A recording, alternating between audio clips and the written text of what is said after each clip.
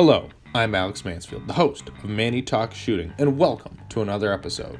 This is the shooting podcast where I talk to individuals all across the shooting industry. We'll talk competition, self-defense, concealed carry.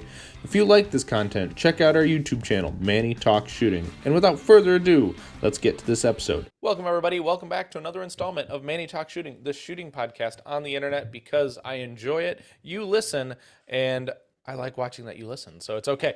Thanks for checking it out, and we're gonna have another great conversation today. Without further ado, we got to always, like always, we got to plug the title sponsor of the podcast, and that is Go Fast Don't Suck. Go Fast Don't Suck. Awesome match banners, jerseys if you want them, dry fire decals to dry fire in your basement or your living room, wherever your significant other likes it the least, because that's where you're gonna get the best and the most efficient dry fire possible. So go check them out. GoFastDon'tSuck.net. Put in your order notes. Manny sent me. I greatly appreciate that. Move on with your day. Without further ado, we are sitting down with another masterpiece arm shooter, Mr. Chris Britt. Chris, how are you doing today, sir? I'm doing well. Thank you very much for having me. Thank you for coming on and accepting the invitation. I think I can't remember it now. It's probably got to be 5 or 7 MPA shooters now. So we're making the rotation, and you are certainly not last and not least. So Ooh, I don't know. An argument could be made for both of those. I mean, only in your own brain, but that's not in my thoughts. So. But Chris, as you said in the pre-show, you do listen to these, so you probably know what the first question is, and is who are you and how did you get into shooting? Absolutely. I am Chris Britt. I am sponsored, of course. I'm one of the lucky guys that gets to be sponsored by Team MPA and shoot those wonderful Masterpiece Arms guns. I got into shooting. I grew up kind of out here like this in the country, so I shot long guns, shot rifles, shot shotguns, some of that stuff when I was a kid. Um, Kind of, you can tell by my pasty skin, I'm a little bit more of an indoor boy than an outdoor boy. So that kind of went away when I went to college and started working. Uh, Work life, stress life starts to build up. You start to try to find something to blow that stress off. And I just happened to have seen a local internet post for a fun shoot at my local indoor range. I went to that. I watched some of those guys shoot a USPSA style course of fire, and 45 seconds in, I knew I was going to have no money for a long time. It looked like it checked all those boxes for me. So I went from nothing to starting out with a Glock 34, then moved my way all the way up to where I am now, just shooting through. And I've gotten the whole gambit. I shot the matches and I'm like, hey, what if we did this on a stage? And they're like, well, why don't you set up a stage for us? I'm like, okay, cool, I can do that, and do that for a little while. And they're like, hey, why don't you set up all of our stages and run our match for us? I'm like, okay, cool, I can do that. Let's do that for a little while. And they're like, hey, we'd like you to be president of our club. So somehow I got roped into doing that outside of a vote for my local Asheville Practical Shooting Association club. That was in probably 2015, 2016, something like that. And I've just been plugging away ever since. Wow, so you've really gone the gamut of being a very new shooter to, even being a president of a club. So when do you think what do you think? You started maybe 2013, 2014, just getting into the sport, or Yeah, it was about 20, like mid 2014, maybe late 13. I shot a couple of the fun shoots, the indoor matches, and they kind of tried to explain to me what the outdoor matches were and how much more fun that was. And I kind of resisted until the weather warmed up a little bit. We're up here in the mountains in North Carolina, so the winter times are not exactly warm and sunny up here. So they finally drug me out to one. I think it was August, September, something like that of 2014. Had no idea what I was doing. I had watched these guys do it a little bit. I had read through the rules, but when you read through something pretty quick, you retain like 40% of it. So that's about all I had. Had a Glock 34 at the time and decided that I didn't want to shoot minors, but that was production was what there was. I think I shot one match in production and realized that that was not for me, and moved along to from the 34 into limited minor and then to a 40, and shot the Glocks in 40 for a while in limited. oh, okay. Now, did you enjoy shooting Major 40, or did you feel that it was too abusive? I absolutely enjoyed shooting Major 40. I started shot limited in actually 40, other than 9 Major right now. That's pretty much what I've shot for the whole time. I realized quickly that Chris is not really a minor scoring shooter, so major scoring is for me, and that kind of left limited major or open. At the time, I didn't really feel like I was good enough to shoot open. I saw some of the guys. I'm lucky in this area. I've been shooting in with a lot of heat in open around in my local club area. So down in South Carolina and Belton and Spartanburg and some of the other places around. So I was lucky enough to see what they could do, and I knew I wasn't ready to do that. So I hung out in limited for quite a while and shot 40 for probably 4 or 5 years, going back and forth with different limited guns, shooting 40. So no, I absolutely love the caliber. I'd shoot it now if they'd let carry optics or limited optics have it. Oh yeah, because then yeah, you get major scoring and have a great old time, Absolutely, exactly. Chris throws some deltas. right? Oh, I'm Bless you. gonna have a sneeze all day, so I'm gonna have to mute this real quick and sneeze. But of course, as soon as I do that, the sneeze goes It goes away. away. Which yeah, so it's always that magical experience. So now, did you feel eventually? Did you feel like you were outrunning the Glock? Oh no, No. no, I'm not that good. I actually an older gentleman used to be he was an A-class shooter back in the day and kind of got older and had some health issues and was getting out of it, and I resisted and resisted pulling the trigger on any 2011 because I'd shot a 1911 before and knew it would be kind of the same, but the the amount of monetary input in this sport when you shoot a Glock versus the amount of monetary input in this sport when you shoot a 2011 is a little bit different, especially in that entry level. So I hung out and held out as long as I possibly could before I finally made the switch over. But as soon as I pulled the trigger on my first 2011, I knew I was in trouble. I knew that was where I would go. And as soon as I shot my first open gun, it was the same feeling. I knew that it was going to cost me a lot of money. So Hmm. uh, I couldn't shoot open. I didn't want to shoot it until I knew I was at least had some fundamentals about me. So I made a deal with myself. If I made A class in limited, that I'd jump over and start shooting open. And somehow I tripped up on a couple classifiers and made it to like 75.0 something percent in limited. So I had to keep my own bargain with myself. Fair enough. Now, um, did you own an open gun prior to MPA, or was that your first experience into open? Well, every limited gun were like the Glocks. They Hmm. always ran like you would not believe. They were Hmm. perfect. And then I bought somebody's project open gun to try to stay on a budget. I wanted to shoot open. I didn't want to shoot a CZ, but I saw the problems those guys had and like, I don't want that problem. So I bought like a $2,000 2011 somebody's project that they built open gun, and it ran when it wanted to run and it didn't run when I wanted it to run. And Hmm. it we had a love, hate, stressful relationship. And I was fortunate enough to shoot around with David Lyle with MPA. Before he started with MPA, he was kind of the mad scientist in the area around South Carolina. He was the guy that if your gun didn't work, you could send it to that man, and it didn't matter what it was. That man can make a high point sing.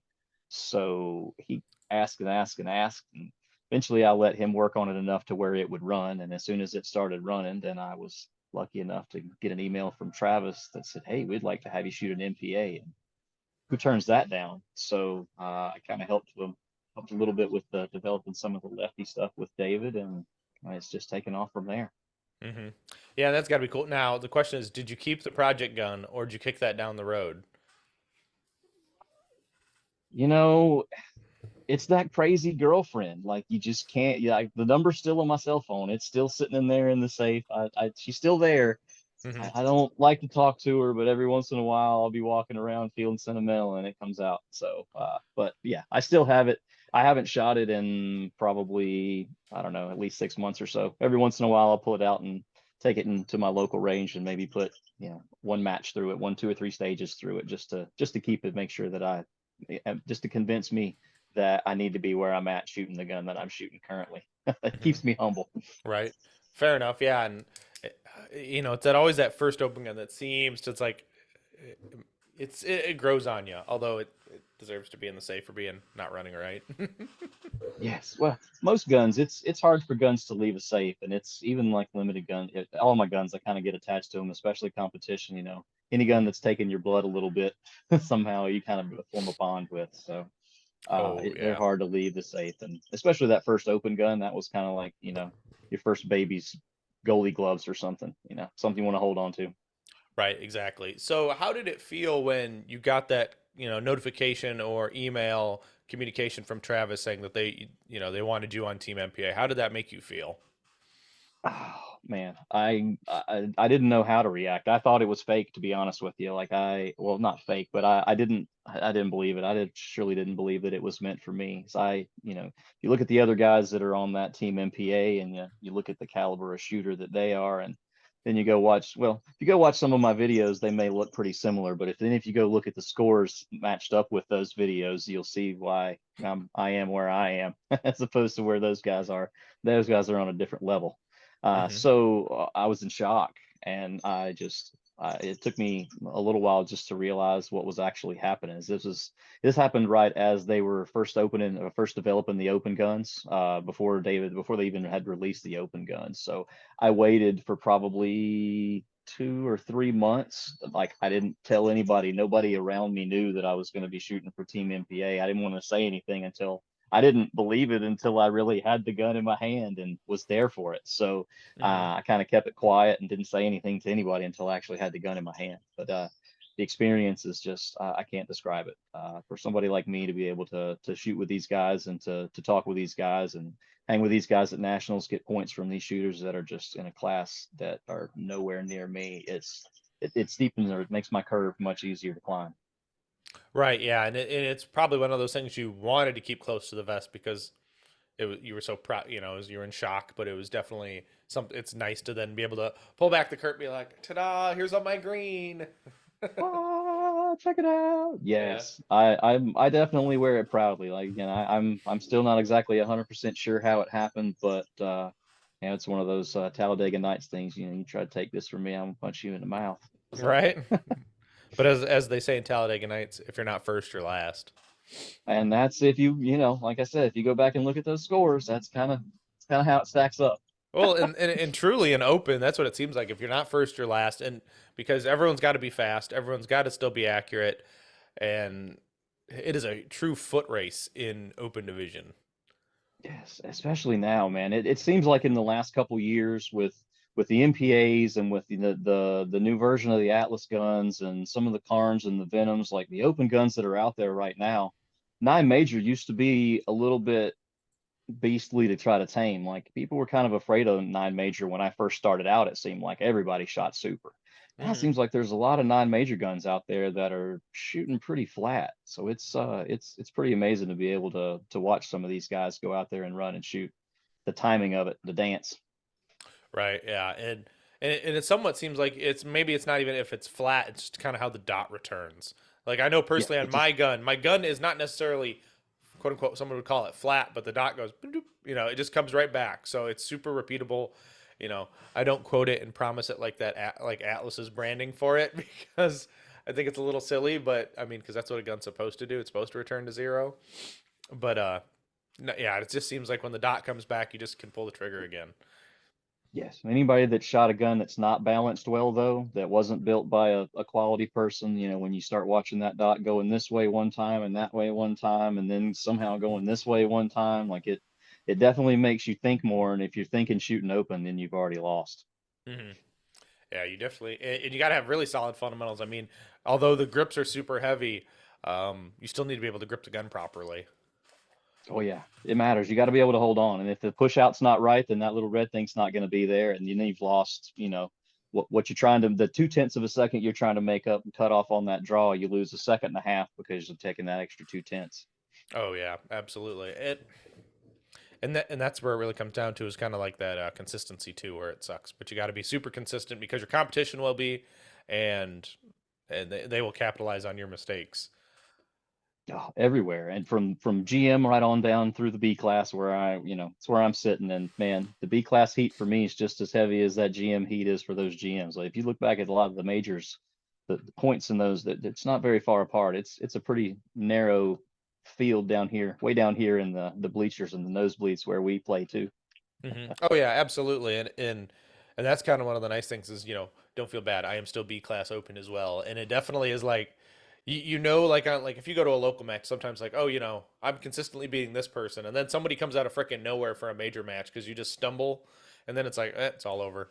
But One stage. yeah, all one stage could do it, especially when it's like a 130 point stage and you frick up and you're off the pace by 2 seconds maybe, and then it's all over from there. Or you just lose that red thing, but you're like, those targets are close enough. There's no way I'm going to miss those until they start scoring. Yes, and then you're like, where are I'm my like, wow, hits? what did I see? Where was I? Were my eyes closed? Like, I don't know what I saw. You have to go back and watch the video to see what I was trying to do. Yeah, exactly. So a little bit is, we talked about your MP, just getting into MPA. Was there like when you had to switch from the old gun to the MPA, was there how much of a learning curve did you have? Um, there was a little bit of a learning curve. The old project gun was a little bit, it was more of a shorty, kind of between a shorty and a midi, and the MPA guns are a full length. So the extra weight was a little different for me, just swinging. Like I found that I would kind of overswing targets a little bit coming in. But then I also found that I could split those targets that I overswung three times as fast because the dot's returning back and going back to where I wanted it to go. So I had a little bit of a curve just learning to wheel it around. And, like you said, we're running around with the open gun. So it's a lot different when you're running with 3 or 4 extra ounces of weight out there on the end of the gun than it is if you're just kind of stepping and, moving from one spot to the X like a classifier. So Hmm. it's a, maybe a couple of matches to get used to, but certainly nothing that was crazy. Gotcha. Yeah, and it especially helps when you've got accompanying gear that actually works for you. Like it's funny enough is like most of our gear that we use on our belts is the same. Funny enough, like you guys are all running dominate. Well, most of you are running dominate defense belts. Like as I say, the best belt, made in America, made in Idaho, best belts in the industry, in my opinion. Hands down. Like I was a double alpha guy for a long time and finally got the opportunity and switched over to use the dominate belt. And I never realized I didn't realize how difficult it was to get your other belt tight until I could really ratchet this belt down and get it tight and how much more secure it feels sitting on you than the Hmm. double alpha belt did for me. Yeah. Well, then you're running a div tech from Nathan, so he's got to love that you're running one, and it's a super colorful. Oh yes, yes, and it helps with my little bit of OCD tendencies too. That the pre-stage routine and the post-stage routine, like that it always comes the first mag always comes from that back magnet, and I Hmm. learned my lesson long ago from putting half-loaded magazines back on my belt that no magazine goes back into a magazine pouch until it's been fully loaded. So you'll see a stack of mags like up on my front magazine or on my front magnet. It's because something happened on that stage and I'm not putting them back over here until they get back fully loaded. Right. So, well, and honestly, you're not the only one. I do that as well. Like all like the mags used on the stage go onto the magnet, and whatever round you rack out of the gun is the one that goes back into like the Barney mag that actually is in the belt. So then that one just gets put back in the magazine pouch after that's taken care of. But I agree. Oh, It's absolutely. it Yep. sucks After you look when. at it, make sure you got no little dirt on it, no paint, nothing on it, and it's still a perfect bullet. Absolutely. That one goes back right in the top of it. And I keep a 155 on the back of my belt as like my pacifier for in case everything else has gone wrong for the stage. I Mhm. know that it's there in like a non-magnetic, like fully enclosed double alpha mag pouch where even if I somehow fall and roll for 37 feet, it's still going to be there. I can get up and if nobody said stop, I throw it in and keep going. So it's kind of my pacifier back there. It stays there for my Barney. Right, yeah, and absolutely, and that's one of those good ideas. Is you know, I've been thinking about those heading pouches. They are pretty, but there's something about the double alpha pouch that just holds your mag really nice. Um, but Well, I tried to go full out. I did the Hennings. I went to the was it the T900s? hmm. That's the or is it? Yeah, that's what the mag. I can't get the holster and the mag pouches confused. So I went full out, got a full set of three of them, and I learned lessons the hard way in everything that I do for the most part. So I took off on a stage and went running really hard. And when I did, I hit one mag on the way down with my elbow, and I hit the other one on my way back up with my wrist and instantly had what started out with three mags on my belt ended up with one mag kind of like loosely hanging from my belt. So I learned that I needed one back there that's just no matter what happens, I've got. I love the hinting pouches, like for my first mag, the reload, and for my second reload. It's awesome to be able to, even though those double alphas don't have to move very far to come out, just to Hmm. be able to slap it almost straight up. It definitely has made my reloads better by being able to have at least that one hinting mag pouch right there in the front for the one reload. Hmm. Because let's Oh, face it, if we're doing more than one reload as an open shooter, something's gone wrong. that or we're in Canada. Yeah, or New York, or South Canada, one of those states like that. Yeah. Well, and I feel bad. I've got plenty of friends who are open shooters in Canada, and it's just like it's so sad to see them have to go back and rivet their magazines to 10 rounds, and it's just like this is no fun. I would not want to shoot open division with 10 round mags. No, that wouldn't be fun. Like it'd be, I mean, it would still be fun, but it would be a lot less fun because it's still you'd just be like the like production or single stack if your feet are moving, you're reloading. Hmm. Yeah, and it could be done, but it's not enjoyable in my opinion. But I guess I have a question. I don't deal with many people who are left-handed, right? Especially who shoot Most people don't. 2011s. So how now? I'm assuming that on the left, your gun is pretty much a right-handed gun with with an ambi safety and a different slide racker, right? Basically, yeah. Okay. Like a lot of left-handed people want like full left-handed. They want like the Glock, like they want to switch theirs so they can use their thumb on like just like right, like you wrong-handed righty people do, to Mm-hmm. drop the mag that way. I've got some tiny little hands, so even if I wanted to do that, well, I have tiny little hands and I'm poor or grew up, Mm-hmm. I Mm-hmm. couldn't afford to have all those guns where I could switch things over like that and be fancy. So I just got so used to shooting left-handed, but coming out of the trigger guard and hitting the mag release with my trigger finger Mm-hmm. that it's almost impossible for me to change. I can do that so much faster than trying to, I'd have to move my grip around to do it on the other side. So I keep that the same, but then I reprofile my safeties, like the ambi safeties. They're all made right-handed, so I have to Dremel that side off a little bit and kind of clean up the front side of the other one a little bit. So there's Mm-hmm. some Dremel massaging that's required, but other than that, it's just switching the slide racker to the other side. Yeah, and from what I can tell, your slide racker is different than pretty much anyone else's on the teams. It is. Oh, and that's again, I like to do everything the hard way. Mm-hmm. And again, I was started out poor. So my first open gun that I had was a right-handed gun, and it had the zig racker on the other side.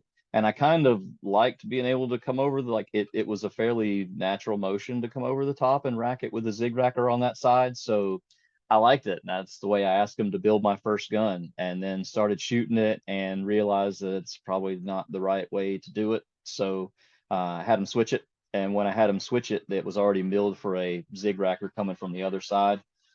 So rather than new slide and new fitting for everything, I just had them, they milled all the way through, and we tried different slide rackers to finally get to the softball bat that I use now. Yeah, I mean, it kind of looks like one to be honest with you. Oh, it's So, obnoxious. It was its intent was there's several different notches up through it, and he sent it to me to so that I could kind of figure out which one I wanted to cut it off and polish it down and get it fitted to. And kind of as far way up there like it is now, it's almost like the some of the big ape hangers where it's far enough up there where I can get it and the optic doesn't get in the way of getting the racker because everything is right there in kind close proximity. So it actually it works out well for me. It Most of the things that work out well for me will work out terribly for anyone else, but it works out well for me. right.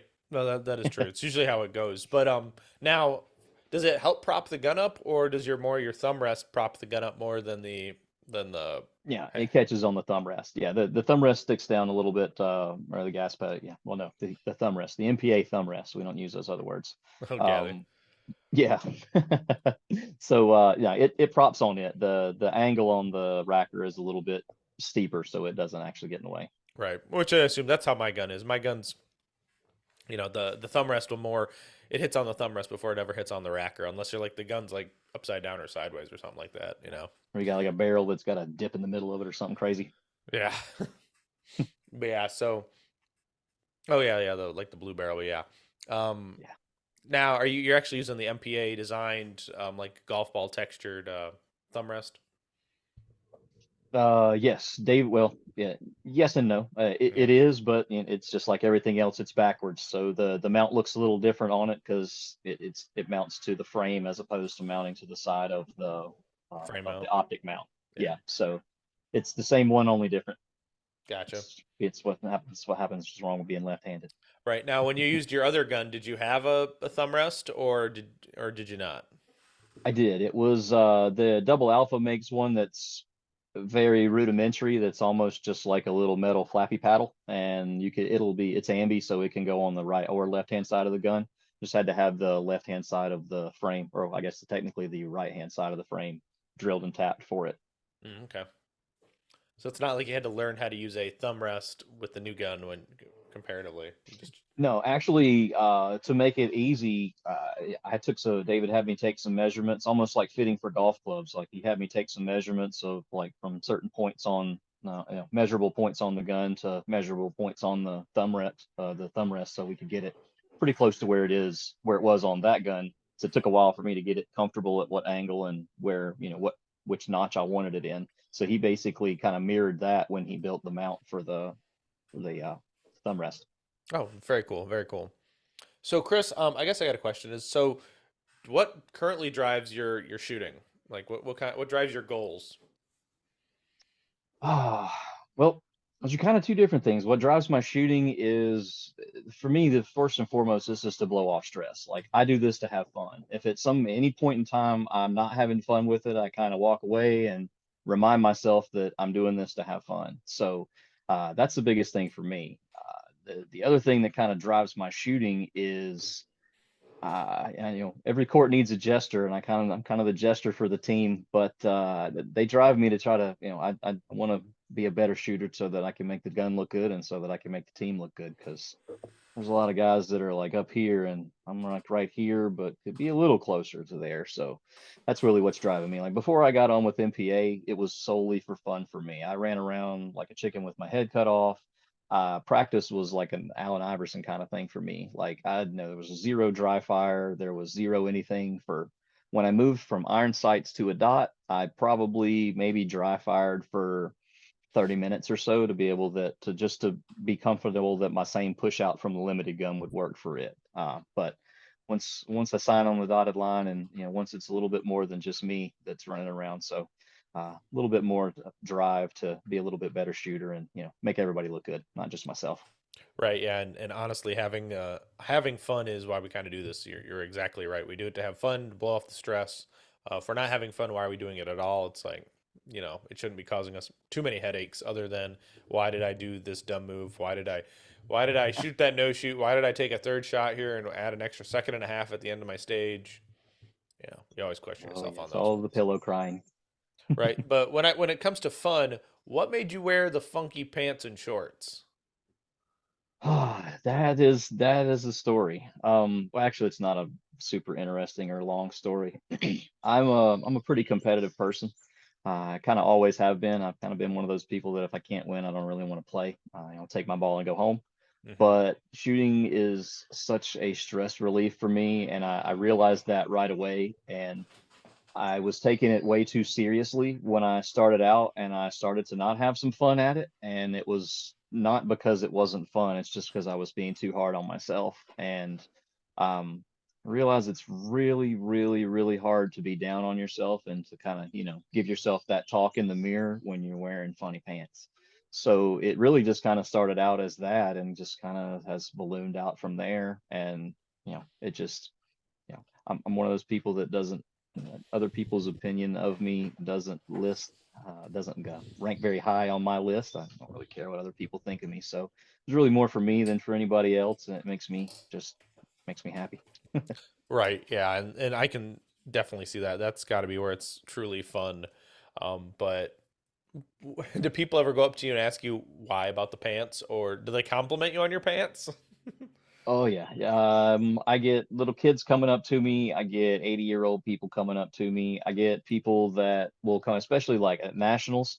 I can't count the number of people that came up to me and were like, "Ah, I watch your videos. Like, you're the guy with the pants. I watch your videos." I'm like, "Nah, you probably watch John's videos." They're like, "No, you're the left-handed guy." I'm like, "Okay, maybe you really were watching me." So yeah, Right. And not and only if that was John, weird to me. yeah. Yeah, Well, everyone lives vicariously through the internet, it seems like, right? absolutely. So, and that's the funny part too, is like that they'll pop out or you'll do one thing and they remember you for the rest of your life, it seems like. But That's kind of cool. I mean, it's one of those things like I'll go to a major match or even like a different club's local match, and they'll be like, "Oh man, I love the podcast," and it's like I love sitting there and chit chat with those people purely for the fact is that um, they take their time out of their day to actually tell me that, and it's not like they wait till they go home to tell me via like a message or something. They'll tell me on the range, which makes you feel even better about yourself. Absolutely. It makes you feel good because it's you edit videos. I started out like recording my shooting, not having anything to do with what I was wearing or anything else. I really started out to try to get myself a little bit better because you can't see what you're doing until you got a video of yourself. So I started doing that, and then I started posting them because a couple of the local guys I was shooting with were like, "Hey man, you should put some of those videos out there." And I posted a couple of them, and then it just kind of, I mean, it's not taking off crazy. I don't have like some kind of crazy following, but there are a couple people out, like those 10 people out there that hang on my every video. Yeah. Tens of people. Right? Yeah, and it's always fun when they how did I really just I had the thought and it went poof. I don't get it, but I guess that's how it But goes, just to right? get that feedback, get that positive feedback that the time that you're Mhm. spending doing it is like, somebody else is getting some benefit out of it other than just you. Right, and then it usually comes. This is my thought. I guess I was having is that it also comes with good advice sometimes too. Like a higher level shooter be like, "Hey, why are you doing this? You should probably stop doing this, and here's why." They give usually like the top level shooters. Like I don't know how many times I've talked to your fellow teammate Andrew Hyder because we're friends, and he's just like, "Why'd you do that? That's the wrong plan. You need to do this plan." And then I can kind of see it because when he puts 6 seconds on you on a you know 12 12-second rounds. stage. Yeah, you're just like, how? Like, bro, like, I don't move that slow, but I mean, and And I then we can, watch the videos and we're eh, like, man, I really do move that slow. Jeez, it didn't feel like that. yeah. Well, and you just see like it hit like for him example, he's shooting on the move, but he's also one of those guys who has really fast feet. Like if anything that anyone can say about Max Michel is he has these big long strides until he gets to the last position and he does these like flutter steps as he's coming in. Andrew does the same thing, and I've noticed is he'll get it moving and then he slows it down with those really fast choppy steps. But he's coming in smooth. He's shooting these targets as he's coming in. There's no hesitation. And usually in my videos, I definitely see maybe the hesitation or the not soon enough kind of aspects to it. Yeah, I always feel like somehow I guess I'm a half a step faster than I think I am, and I'm also a half a step slower than I think I am. Because when I'm coming around, I feel like I'm coming around a wall. I'm like, man, I was really up on that. And then you go back and watch a video, and you're like, geez, why did like I was eating a lunch before I got my gun up coming around that wall. So it's you certainly learn a lot by watching videos, whether it's just a hat cam or a GoPro stuck out there somewhere. It's nice to be able to get that feedback, and it definitely makes you better. Now, when you say GoPro, are you using like a 3D modeled GoPro? Oh, I got some old school. I actually my hat is, we'll go back to that cheap thing. I found the Polaroid cubes like 3 or 4 years ago. Oh, who They're else was like using those? 40 bucks, like Wasn't 80 Pop? bucks for the Wi-Fi. Yeah. Let's see. So was it like Somebody else was using them, but you Pop? have to get they're not great. Yeah, they're what was it? Pop's Quest? Rob Teague from what the Yes, Spartanburg yes, Rob area? used them. Yep, Yeah. I saw him with some, and I used I bought. It took about three to get one that finally worked, but they work great, and they just discontinued them. They don't make them anymore. And I had an old GoPro Hero 3 from like I don't know 2012 or something like that that was laying around, and man, she's still running like a champ. It's been out on every range and been knocked over by shrapnel, hmm and I don't know how many little cheap tripods, but the video those things make just for some cheap little cameras is amazing. I've got budgeted away to upgrade to an Insta when they die, but I even have another cube as a backup that my wife bought me as a present, I think last year, just in case something happens to this one, I wouldn't cry myself to sleep. Where did she find it?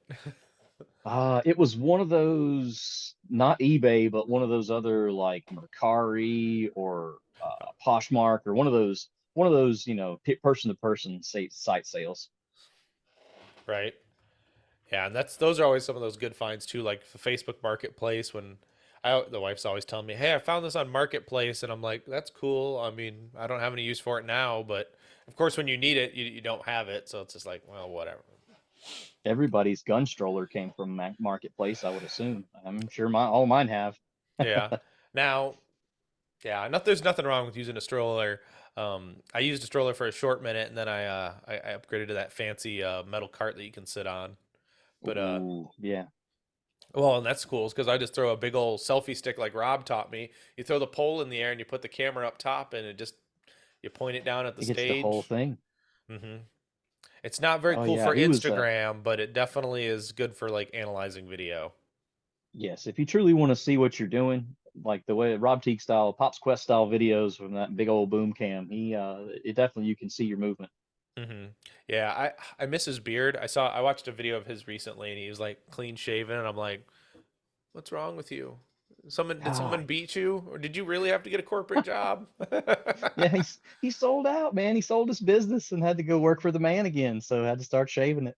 I don't blame him though. When you become like him, he's like debt free. So I'm like, I can't blame the man for doing that. Like, Absolutely not. To work for somebody else with no little responsibility or as little mhm. as you need, not having to worry about signing the paychecks and everything.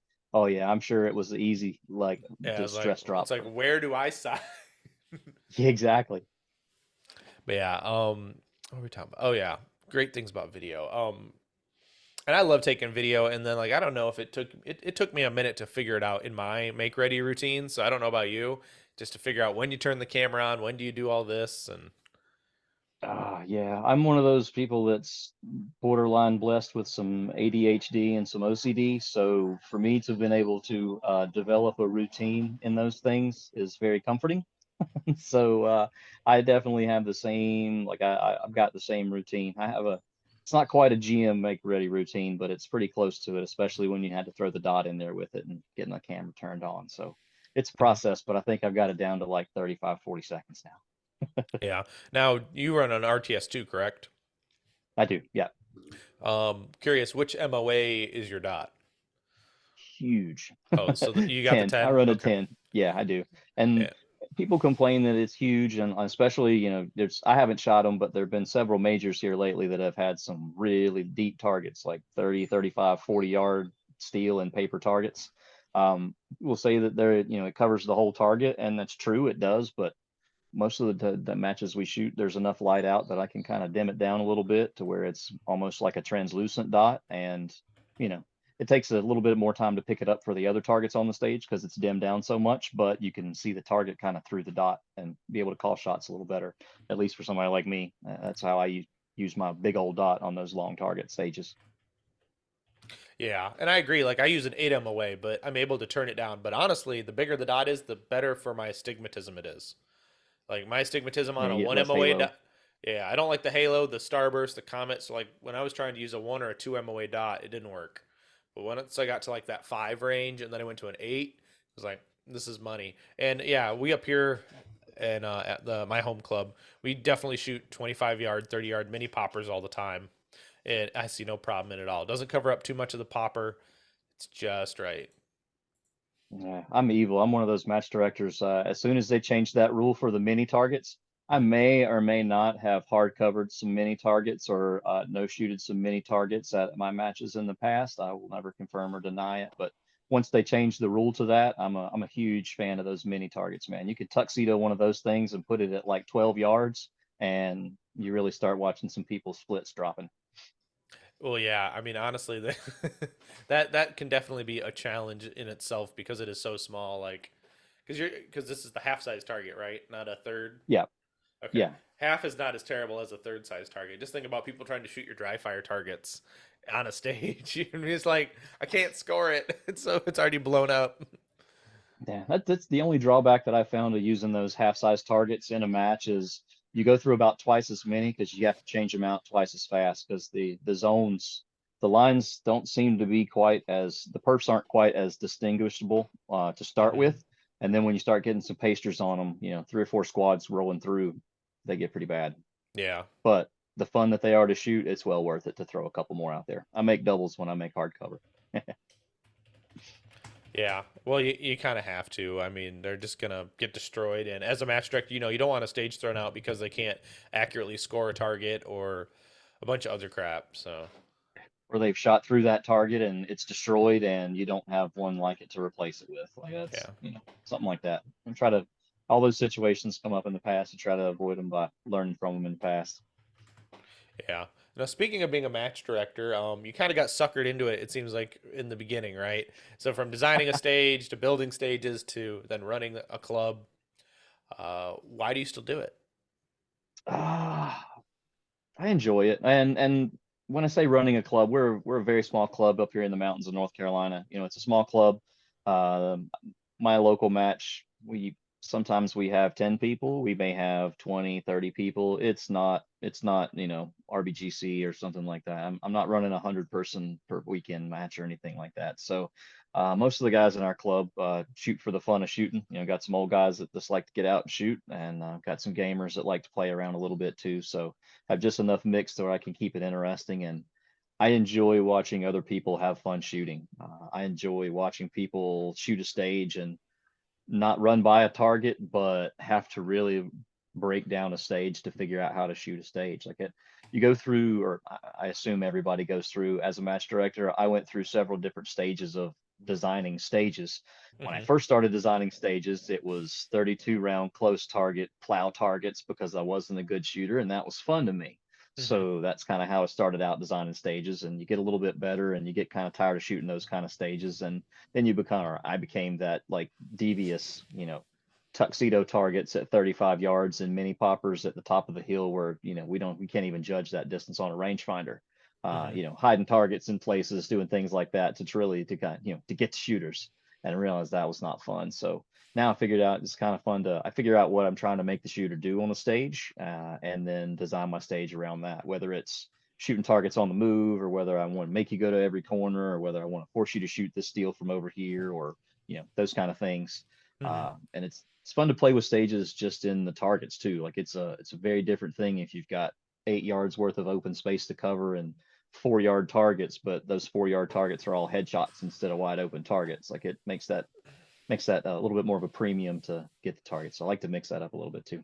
Right, yeah, and it's really nice to have that progression. It seems like of being a match director, stage designer, of trying to do simple stuff to then pushing it out farther and farther. Um, and it's nice that you've actually now you're figuring out, hey, what skill do I want to test? Do I want to shooting on the move or such and such? Um, now, when you started designing stages, did you start by taking stages from other matches and then tweaking them for your range, or did you just come with your own fresh ideas all the time? A lot of it was stages that I had shot. Like you shoot a lot of local matches. I shoot probably somewhere between 3 and 6 majors a year. It's going up a little bit as I get a little bit better, but mostly I shoot locals, 3 or 4 weekends a month.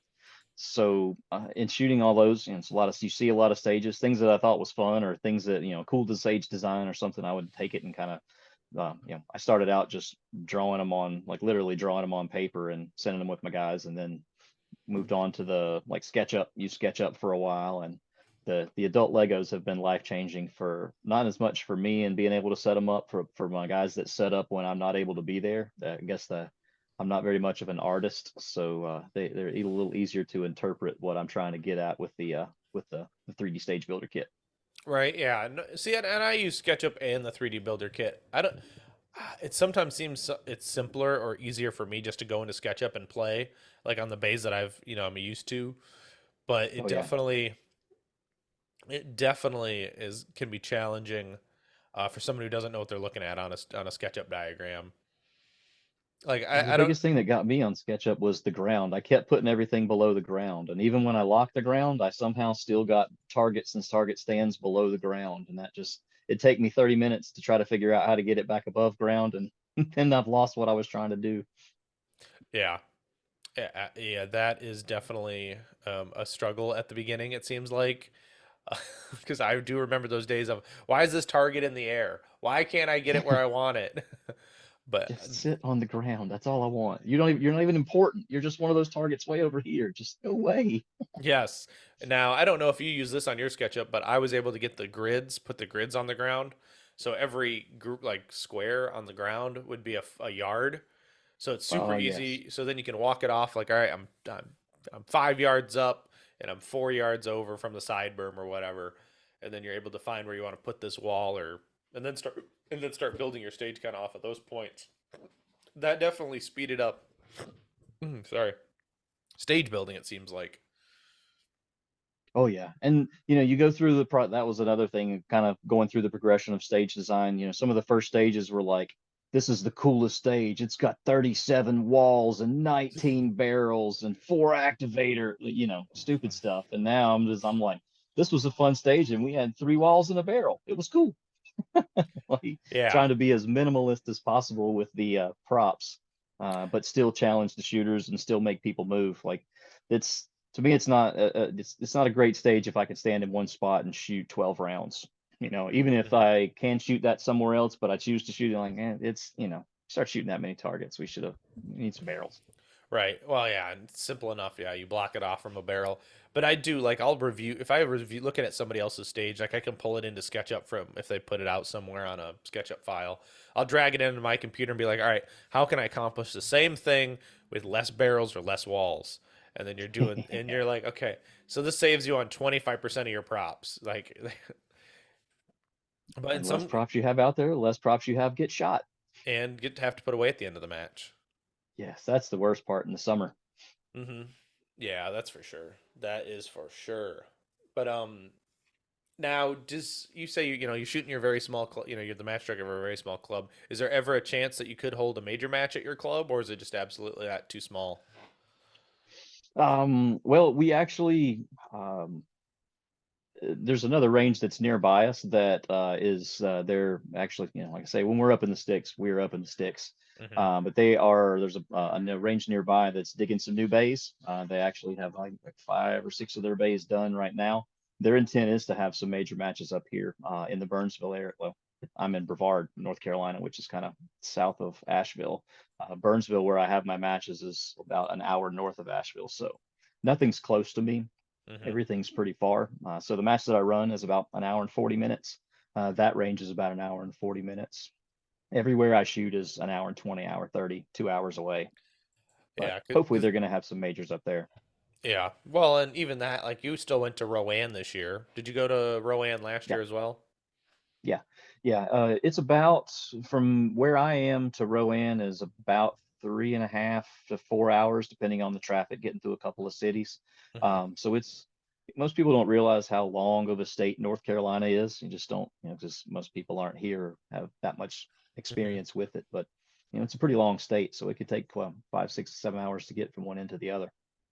Oh yeah, absolutely. I definitely know that because we used to from Michigan. We'd always about once a year we'd drive down to near the to kind of where you are, Asheville area because I had family down there, and that's a long drive. That's for sure. That's a long ass Oh yeah, drive. There's no easy way to get down there either. It's like, and that's probably a little bit of your area too. Is like you doesn't matter. You got to take a major highway and you got to go around a city and then take another major highway and exactly. And then you got the pigtail roads to finally get to where you're going. and no guardrails, so don't fall off the edge of the cliff. No, no, no, no. Just enjoy the view. Yeah, enjoy the view. Don't look down too far. You might Yeah, find it. You might see a car. it's been there a while. It's okay. Yeah. Now, curious is, have you ever seen anybody get into an accident like that where something like that, oopsies happen? I have never seen anything that crazy, but there have been I've watched people hit deer. I was actually on my way to my match one morning to set up the match, and a very rude herd of deer ran into the side of my Jeep on the way to the match. So like busted up my flare and busted the headlight, dented the door and the fender, like everything, like did 35, $4,500 worth of damage. I was on my way to set up for the match, so that was a great day. Right. Yeah. Yeah, that's always those frustrating things. You're just like, great. Luckily, you're able to drive it home. Heaven Oh forbid yeah, I was the lucky enough to where I could still drive it, so I was still able to get to where I was going. It didn't slow me down too much, and back here in the country, that all of the deer, the deer out here are like Superman. You can hit them at 70 miles an hour and they just kind of, you'll do $4,000 worth of damage to your car and they bounce off and run away. So they were all gone. So like I got somewhere to be. So just roll on to the match. Thank God the Yeah. gun ran that day. So I was able to blow some stress off.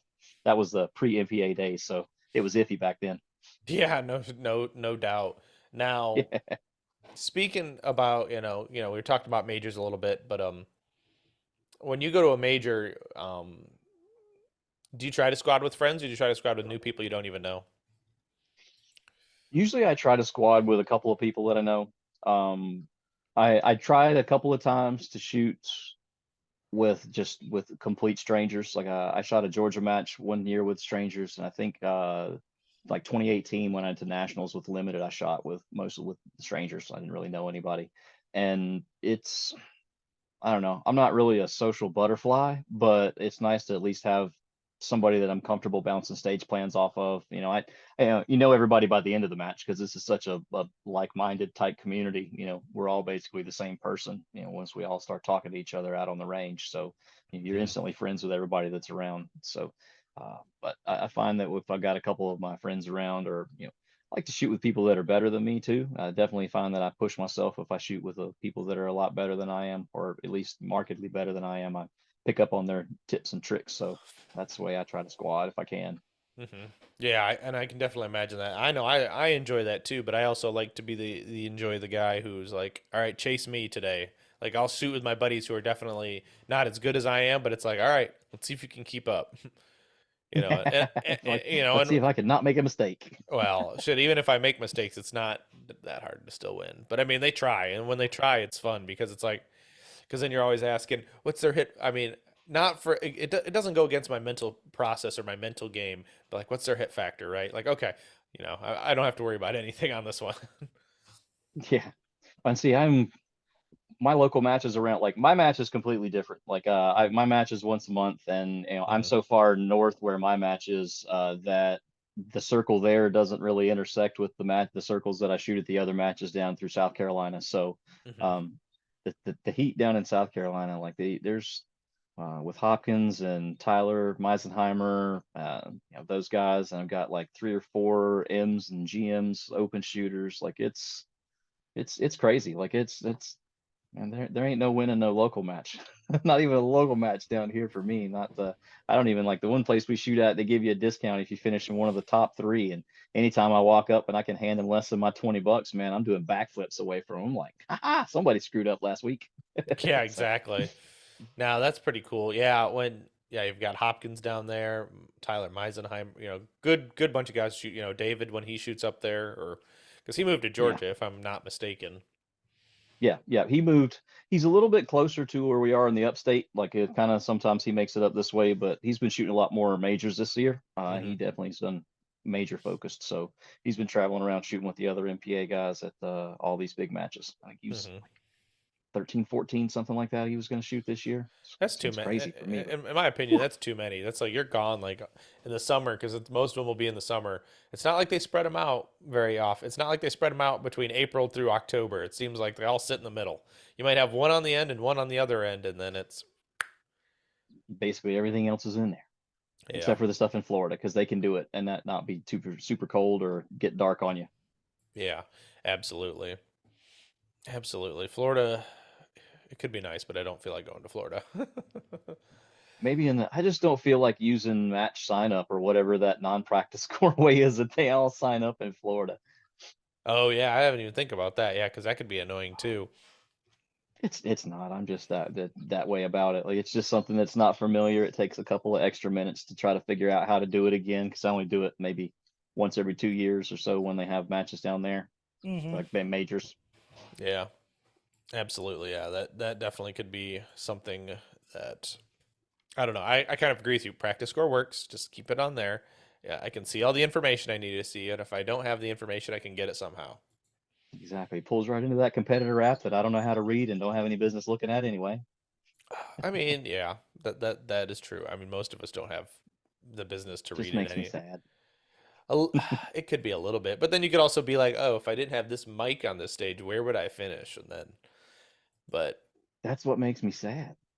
But in all honesty, I try to go out and compete against myself. Like I'm way harder on myself as a shooter than anybody else would ever be on me. And I know my limitations. I know that I don't put in the time that those guys put in to be at the level that they're at. So trying to do things at the level they do, it's not realistic. So I just try to go out and do better than I did the time before. I try to track myself and look back at the my own results through the app, and I try to keep my percentage getting better of what those top people are shooting. Like whether I finish second or third or ninth or 35th or 137th, if I can increase the percentage that I've shot of like David and Andrew and those guys. If I could shoot somewhere in high B, low A class of those guys, those percentages like 75, 80, 65, 80% of those guys, then I'm happy. And keep moving forward. Right. And that's honestly, that's all you can really ask for too in this kind of aspect. And that's what I kind of strive to do is like, shoot the classification percentage, beat certain person, and I usually have three goals. Oh, and it's usually win B class, but sometimes that's just not avoidable. It just Yeah, can't happen sometimes. we got some closet M's hanging out in area 6B class down here, but they all get moved along after they shoot some majors. Yeah, and that's a good thing on that aspect too. But it definitely, I was having this conversation with another shooter the other day. It's about truly about being consistent. Like if you think about it, makeups on steel. Even if you just think about taking makeups on steel and how many shots and how much more it adds to your time throughout the whole match. Like if you just cut out makeups on steel and just shoot them once, you save so much time. I was one of the, well, and I still kind of am one of those guys. I'm trying to be less one of those guys that's the accuracy by volume. So just the time that it takes to take that third shot that you're not really even looking at, but you're coming into a position and you put that third shot on the target, just that fraction of a second for 3 or 4 shots across the stage, it's 2/10, 3/10, a half a second. And I mean, you live in the open world too. That's just not time you can lose. It took a while watching videos of going back and seeing that if I take the extra tenth of a second to actually see that little red thing and not just pray that it's going to be there, or fire and then find the little red thing and then fire 2 more shots once I get settled in the position, it makes so much more sense to pick it up before I start shooting. And that's Yeah. hard to learn. Definitely, it's hard to learn. A lot of people don't. They can't get it out of their head either when they're doing something like that wrong. They just can't get it out of their head.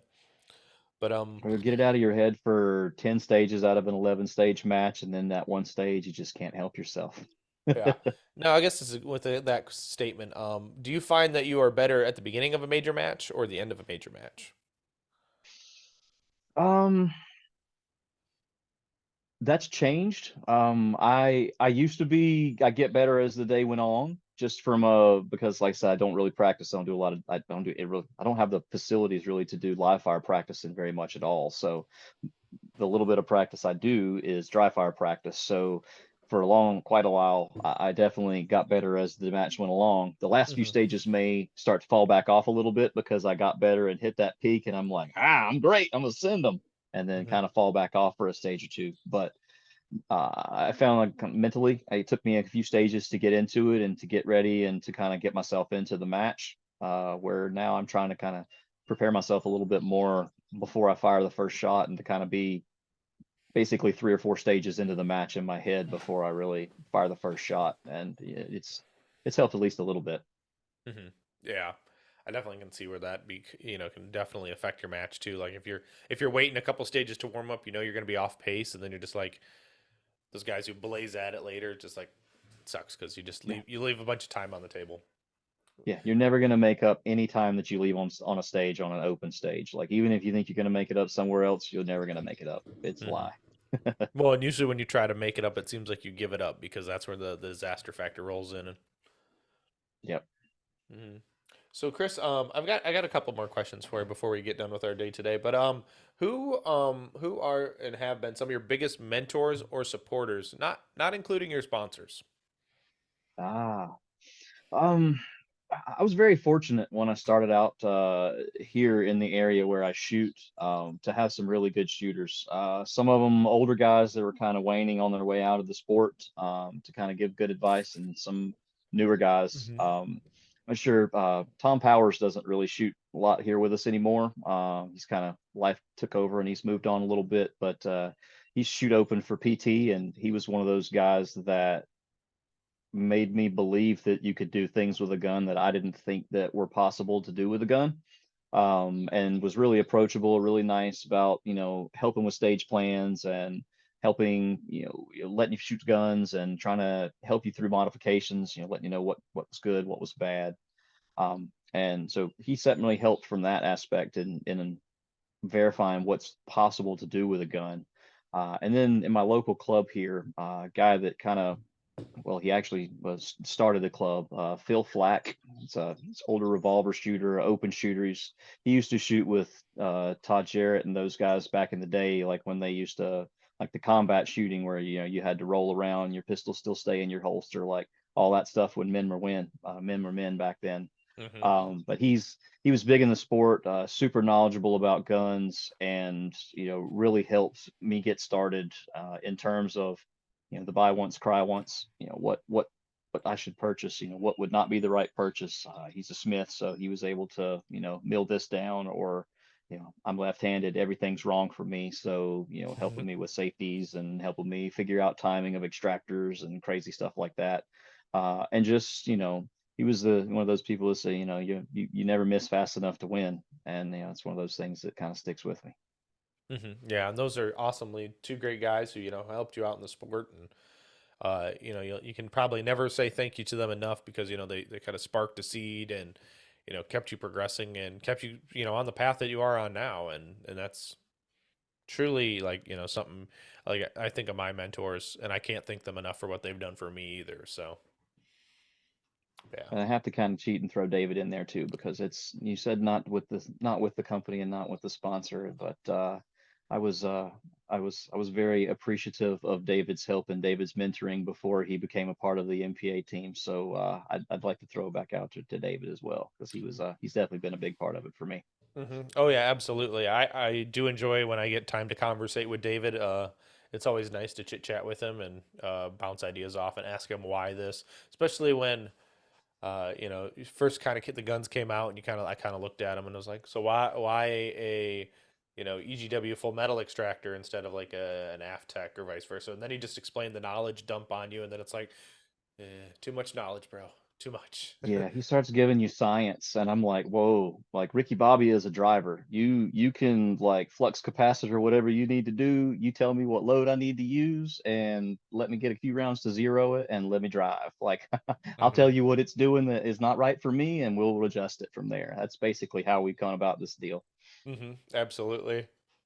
No, but David's a good dude. If anyone actually hasn't, go back into the podcast archive and you'll find the episode with David. Hopefully, we'll do an updated one with him soon because I really do want to get him on here after he kind of developed the open gun, and finally got it kind of to where it's sitting at now.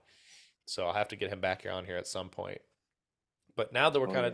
we're kind of segued into that part, this is the part of the show where I let you necessarily I call it pay the bills. So this is where I want you to plug your sponsors. Truly give them a big old shout out near the end of the show. Oh, absolutely. Like I said, I really don't know how I got to where I am. I'm just that middle of the road B class shooter that Travis took a chance on, and I can't. When I say Travis, I mean Travis Tomasi. He's the captain of our team MPA, and you look at the other names that are on this list, and then you find mine. You're like, what the hell is this guy? Who is he, and why is he here? And I can't really answer that question either. But they've been nice enough to keep me around. So certainly want to plug Team MPA and the open guns, the new limited optic guns that they've got. Travis is throwing around, and that some of the other guys are throwing around. Caleb's throwing around one of those new limited optic guns and seems to be doing pretty well with it.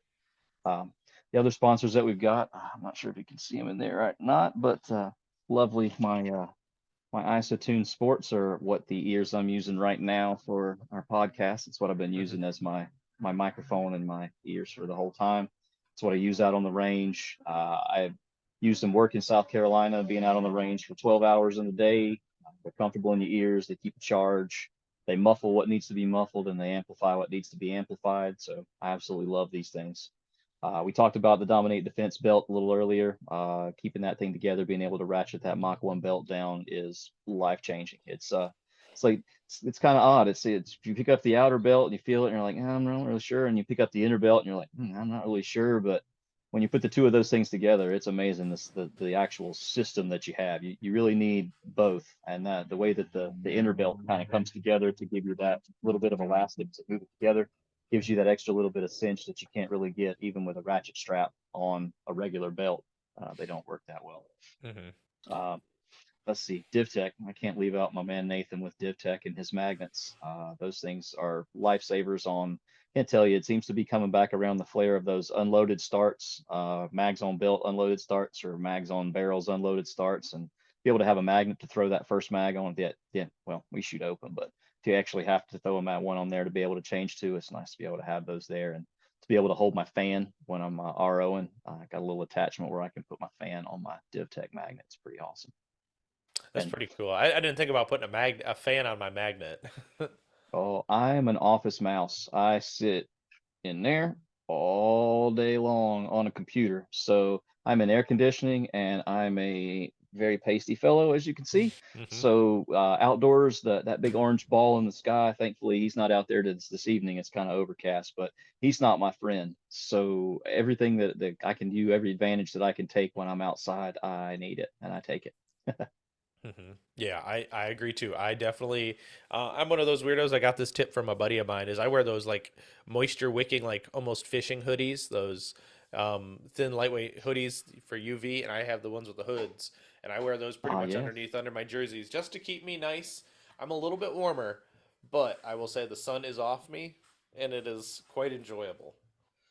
I should have my new Zero Sports long sleeve summertime hoodie with my MPA jersey logo information on it here within just the next couple weeks.